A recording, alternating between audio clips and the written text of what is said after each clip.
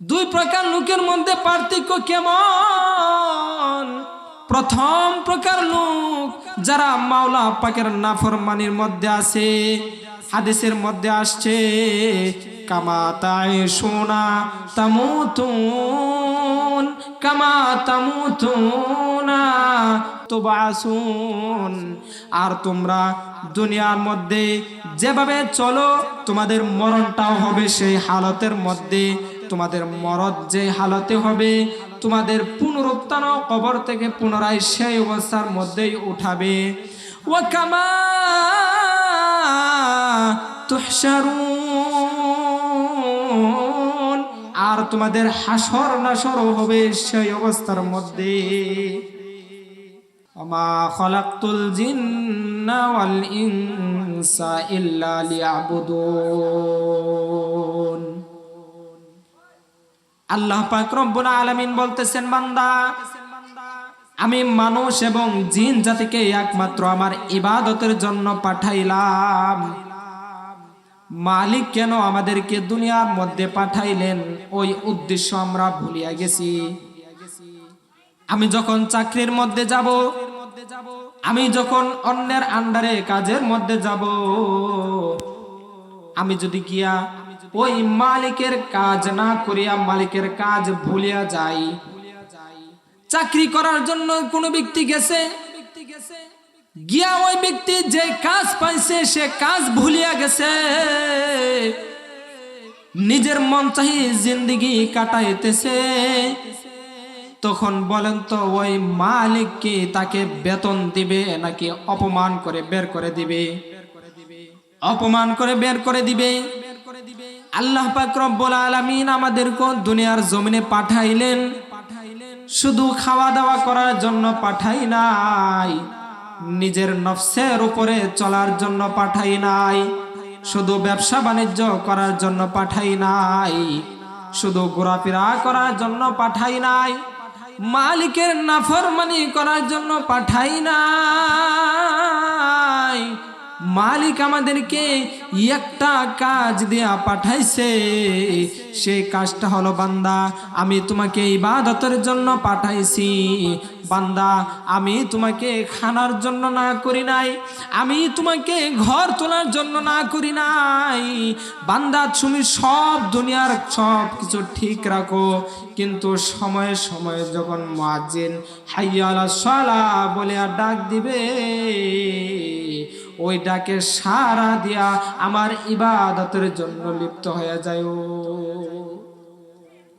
যদি আমরা ভুলিয়া যাই কোন কারণে আল্লাহ আমাদেরকে দুনিয়া পাঠাইছে, তাহলে আল্লাহ পাক রব্বুল আলামিন আমাদের জন্য যে পুরস্কার রাখছেন ওই পুরস্কার আর দিবে না। আল্লাহ পাক রব্বুল আলামিন পুরস্কার হিসাবে প্রত্যেকটা বান্দার জন্য জান্নাত রাখছেন। ওই জান্নাতটা কাকে দিবে? যারা বেশি বেশি আমল করে তাদেরকে উপহার স্বরূপ দিয়া দিবে।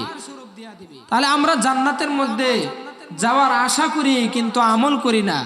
এই জন্য জান্নাতে যদি যাইতে চাই রবের ইবাদত করতে হবে, রব চাহি জিন্দেগি চালাইতে হবে, মন চাহি জিন্দেগি থেকে বের হয়ে আসতে হবে। আমরা যেই মাসের মধ্যে বর্তমানে আসলাম, এই মাসটা চলতেছে শাবান মাস। নবীজি সাল্লাল্লাহু আলাইহি ওয়াসাল্লাম রজব মাস আসার সাথে সাথে আমাদেরকে একটা দোয়া শিখিয়ে গেছেন যে যখন রজব মাস চলে আসবে তখন তোমরা এই দোয়াটা বেশি বেশি পড়বে। আল্লাহুম্মা বারিক লানা ফি রজব ওয়া শাবান ওয়া বাল্লিগনা রমাদান। রব্বুল আলামিন আমাদেরকে রজব আর শাবান মাসে আপনি বরকত দান করুন, আর আমাদেরকে রমজান পর্যন্ত পৌঁছিয়ে দিন। আমাদের সম্মুখ থেকে রজব মাস চলিয়া গেছে, আজকে শাবান মাসের 5 তারিখ চলতেছে। তার মানে শাবান মাস আসা মানে রমজানের একটা পূর্বাভাস পাওয়া। রমজান চলে আসছে, এই জন্য এই শাবান মাস আমাদের সম্মুখে চলে আসছে। বলা হয়েছে শাবান মাস একটা আরবি শব্দ।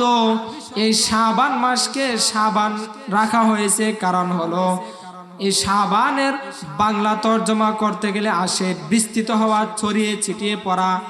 এই মাসের মধ্যে রব্বুল আলামিনের রহমত আর বরকত সারা পৃথিবীর মধ্যে, সমস্ত দুনিয়ার মধ্যে এই মাসে আল্লাহ পাক রব্বুল আলামিন পুরা বিশ্বে রহমত আর বরকত ছড়িয়ে ছিটিয়ে দেন। এই জন্য এই মাসকে শাবান মাস রাখা হয়েছে। এই যে বরকতপূর্ণ মাস আমরা পাইলাম, এই মাসে আমাদের করণীয় কি?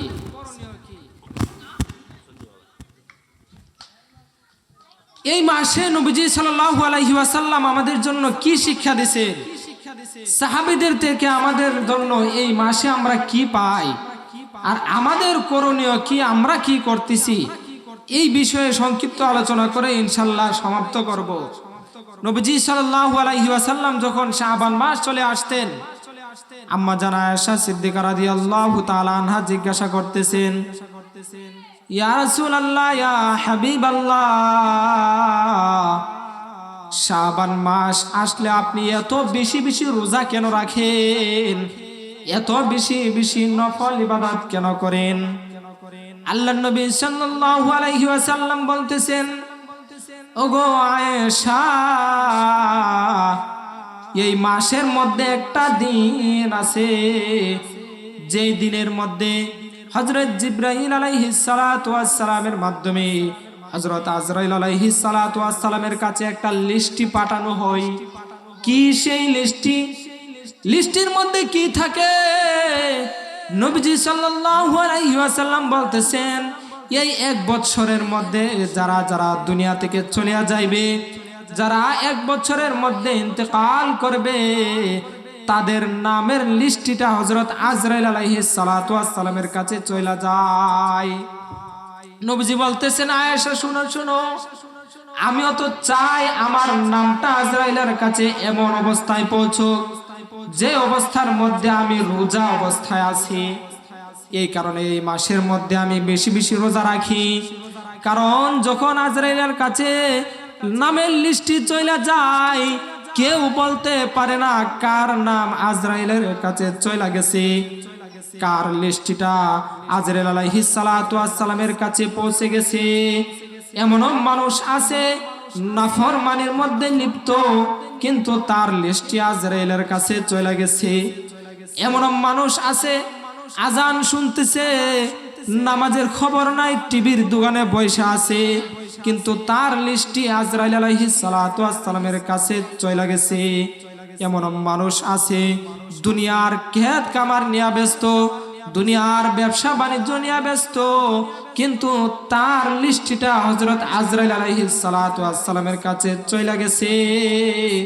আবার এমনও মানুষ আছে যে রোজা অবস্থার মধ্যে আছে, নামাজরত অবস্থার মধ্যে আছে, মাওলা পাকের জিকিরের হালতের মধ্যে আছে, ওই অবস্থার মধ্যে তার লিস্টিটা আজরাইল আলাইহিস সালাতু ওয়াস সালামের কাছে চলে গেছে।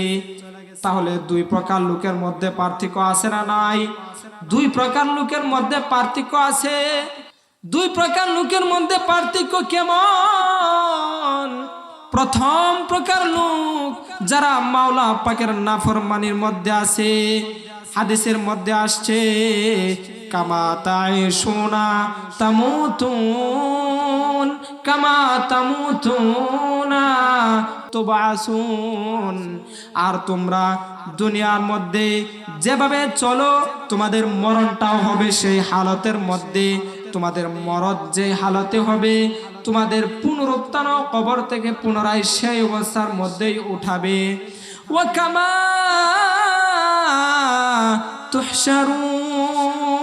তুহশারুন, আর তোমাদের হাসর নাসর হবে সেই অবস্থার মধ্যে। কোন বান্দা যদি ইবাদতরত হালতে থাকে, তার মরণ হবে ইবাদত হালতে, তার কবরটাও হবে ইবাদত হালতে। হাসরের ময়দানে সে ইবাদতরত অবস্থায় উঠবে। কেউ যদি শহীদ মৃত্যু নসিব হয়ে যায়, রক্তমাখা শরীর নিয়ে, রক্তমাখা জামা কাপড় নিয়ে হাসরের ময়দানে দাঁড়ায় যাবে, তার হিসাবটাও একবারে হিসাব হিসাবাই ইয়াসীরা, সহজ হিসাব হয়ে যাবে। আহা বান্দা, হিসাবের কথা চিন্তা করো। নবীজি সাল্লাল্লাহু আলাইহি ওয়াসাল্লাম নিজে হিসাবের জন্য দোয়া করতেছেন। এই হাদিস যখন সম্মুখে আসে, অন্তরকে আর সামলানো যায় না। আল্লাহর নবী সাল্লাল্লাহু আলাইহি ওয়াসাল্লাম নিজে দোয়া করতেছেন, নিজেই দোয়া করছেন, আল্লাহুম্মা হাসিবনি হিসাবান ইয়াসীরা, আল্লাহুম্মা হাসিবনি হিসাবান ইয়াসীরা। রব্বুল আলামিন, আপনি আমার হিসাবটাকে সহজ করিয়া দেন। আল্লাহু আকবার। নবীজি যদি এই দোয়া করতে পারে, তাহলে আমরা কি দোয়া করতে লজ্জাবোধ করব?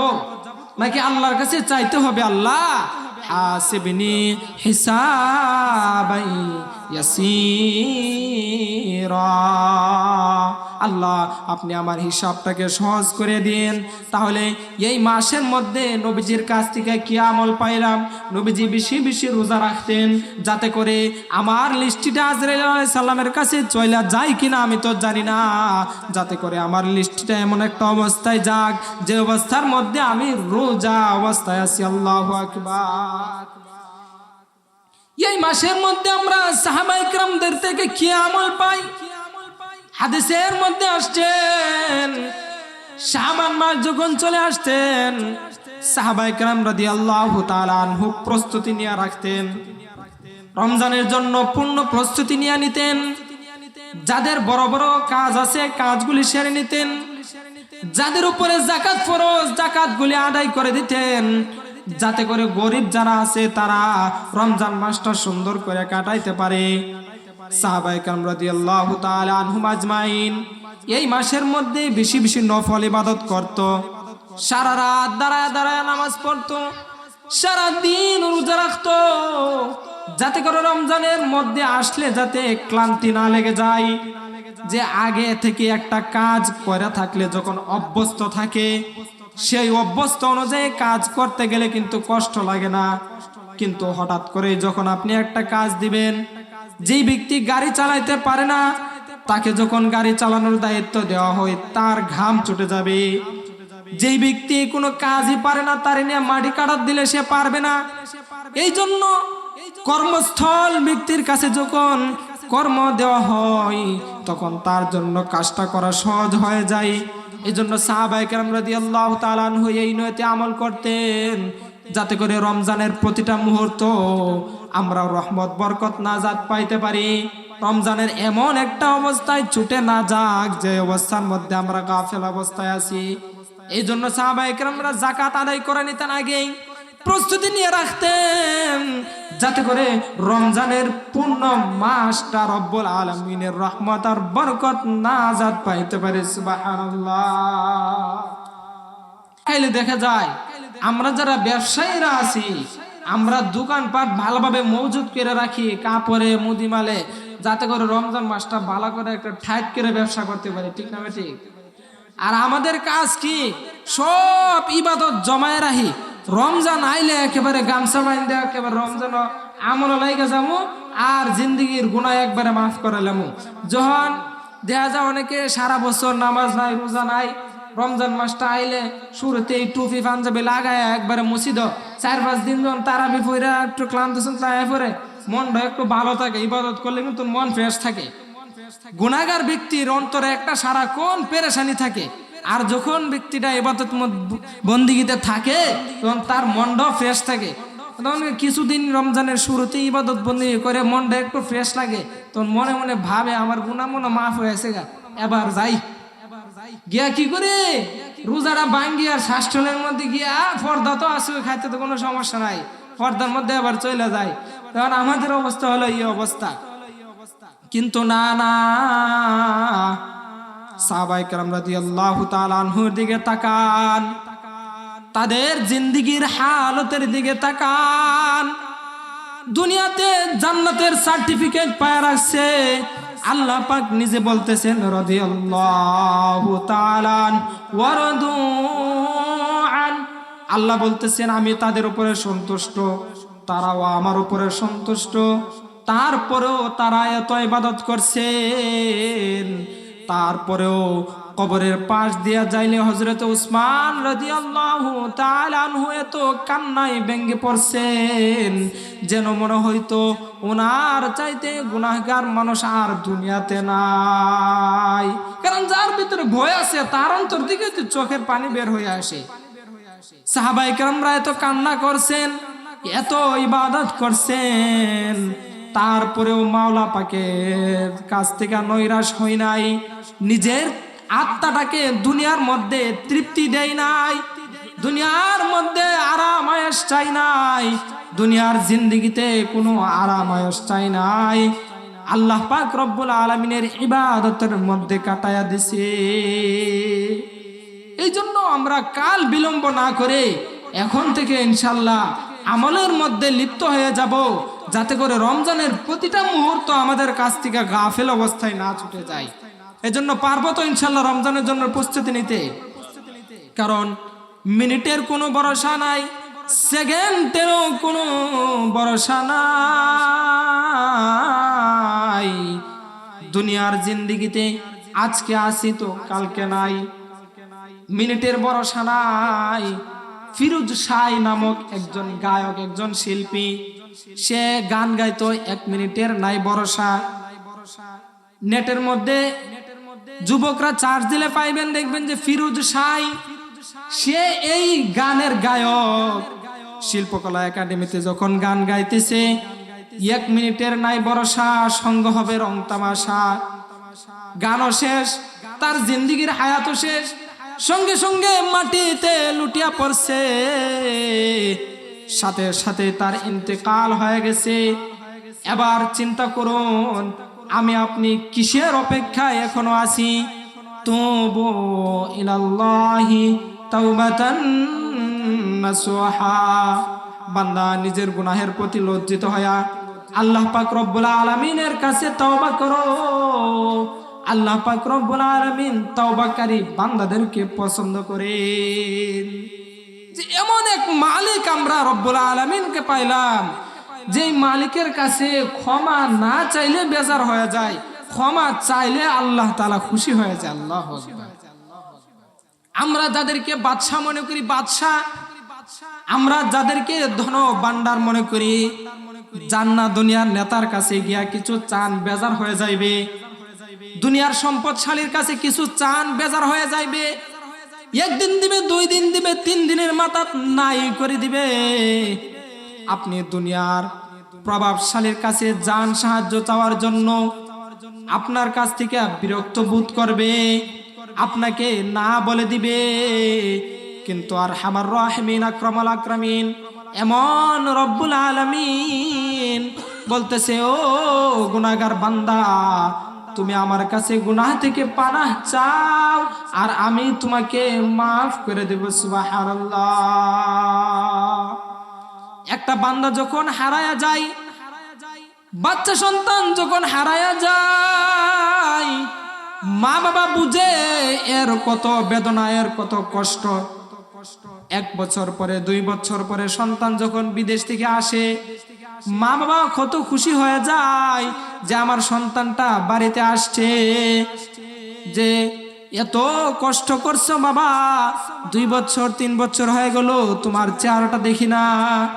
ওই মা বাবা বুঝে এর কত কষ্ট সন্তানকে দূরে রাখা।